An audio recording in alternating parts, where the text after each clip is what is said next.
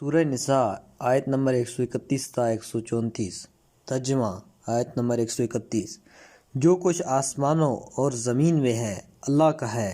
اور جنہیں تم سے پہلے کتاب دی گئی، اور تمہیں ہم نے وصیت کی کہ خدا کی نافرمانی سے ڈرو اور پرہیز کرو، اور اگر کافر ہو جاؤ تو خدا کا کوئی نقصان نہیں، کیونکہ جو کچھ آسمانوں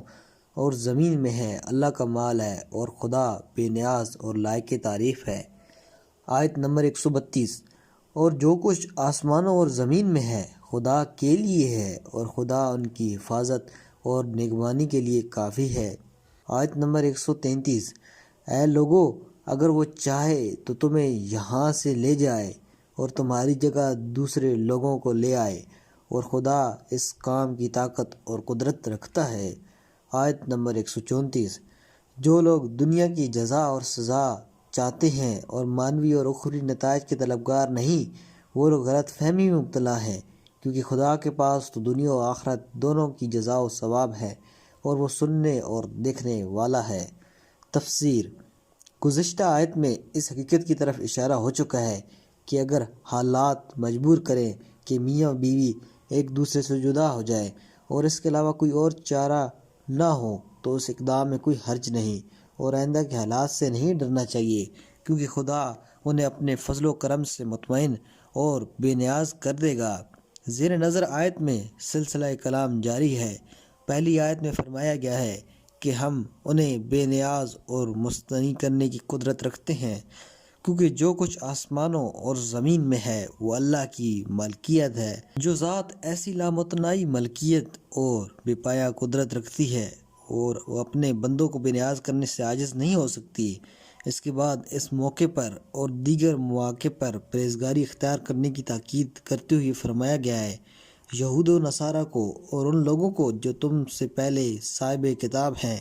اسی طرح تمہیں بھی ہم نے وصیت کی ہے کہ پرہیزگاری اختیار کرو۔ اس کے بعد روئے سخن مسلمانوں کی طرف کرتے ہوئے فرمایا، تقوی اختیار کرنے کا یہ حکم تمہارے فائدے میں ہے اور خدا کو اس کی ضرورت نہیں، اور اگر تم روگردانی کرو، نافرمانی کی راہ اپناؤ تو خدا کو اس سے کوئی نقصان نہیں پہنچے گا، کیونکہ آسمانوں اور زمین میں جو کچھ ہے اس کی مالکیت ہے، اور وہ بے نیاز اور لائق ستائش ہے۔ دراصل حقیقی معنی میں غنی اور بے نیاز تو خدا ہی ہے، کیونکہ وہ غنی بالذات ہے اور کسی اور کی بے نیازی اس کی مدد سے ہے، ورنہ ذاتی طور پر تو سب کے سب محتاج اور نیاز مند ہیں۔ اس طرح وہی بالذات لائق ستائش ہے، کیونکہ جن کمالات کی وجہ سے وہ تعریف و ستائش کے لائق ہے وہ اس کی ذات میں ہے، نہ کہ دوسروں کی کمالات کی طرح کہ جو رعایتاً انہیں دیے جاتے ہیں اور کسی دوسرے کی طرف سے ہیں۔ بعد والی آیت میں یہ جملہ تیسری مرتبہ آیا ہے کہ آسمانوں اور زمینوں میں جو کچھ ہے خدا کی ملکیت ہے، اور خدا ان کی حفاظت اور نگرانی اور انتظام اور انظام کرتا ہے۔ یہاں ایک سوال پیدا ہوتا ہے کہ اتنے مختصر سے فاصلے میں ایک مطلب کا 3 مرتبہ تکرار کیوں کیا گیا ہے؟ کیا یہ تکرار صرف تاکید کے لیے ہے یا کچھ اور اشارے بھی اس میں مضمر ہیں؟ آیت میں غور و فکر کیا جائے اور دقت نظر سے کام لیا جائے تو ہر مرتبہ اس بات کے ذکر میں ایک نقطہ دکھائی دیتا ہے۔ پہلی مرتبہ دونوں میاں بیوی سے وعدہ کرتا ہے کہ ایک دوسرے سے الگ ہو جانے کے بعد خدا انہیں بے نیاز کر دے گا۔ اس موقع پر یہ ظاہر کرنے کے لیے کہ وہ اپنا وعدہ پورا کرنے پر قدرت رکھتا ہے، اس نے اپنی زمین و آسمان کی وسعتوں کی مالکیت کا تذکرہ کیا ہے۔ دوسری مرتبہ تقوی و پرہیزگاری کی وصیت کے بعد یہ ذکر کرتا ہے کہ اس کی وجہ یہ ہے کہ یہ واضح کیا جائے کہ اس فرمان کی اطاعت کا خدا کو کوئی فائدہ نہیں ہے، یا اس کی مخالفت اس کے لیے ضرر رساں نہیں ہے۔ در حقیقت یہ بات اس کے مشابہ ہے جو امیر المومنین علی علیہ السلام نے نہج البلاغہ میں خطبہ حمام کی ابتدا میں فرمایا ہے، یعنی خدائے متعال نے انسانوں کو پیدا کیا جبکہ وہ ان کی اطاعت سے بے نیاز تھا اور ان کی نافرمانی سے امان میں تھا، کیونکہ نہ تو گناہ گاروں کی نافرمانی اسے نقصان پہنچاتی ہے اور نہ اطاعت کرنے والوں کی اطاعت اسے فائدہ پہنچاتی ہے۔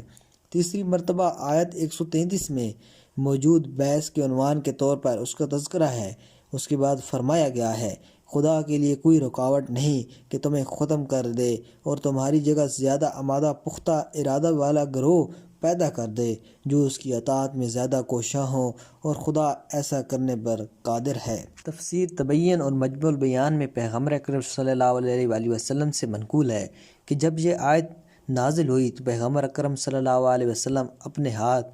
سلمان کی پشت پر مارا اور فرمایا،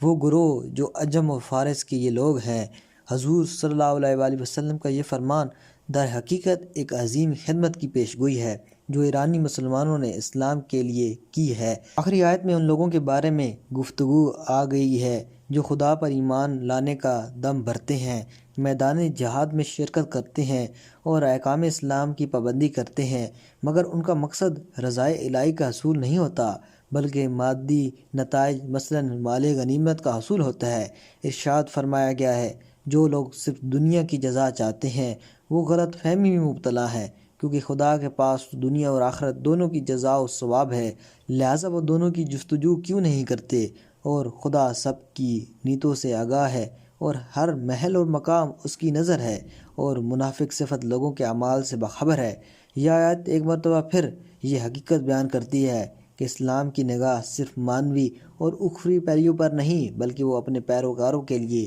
مادی اور روحانی دونوں طرح کی سعادتیں چاہتا ہے۔ والسلام علیکم ورحمۃ اللہ۔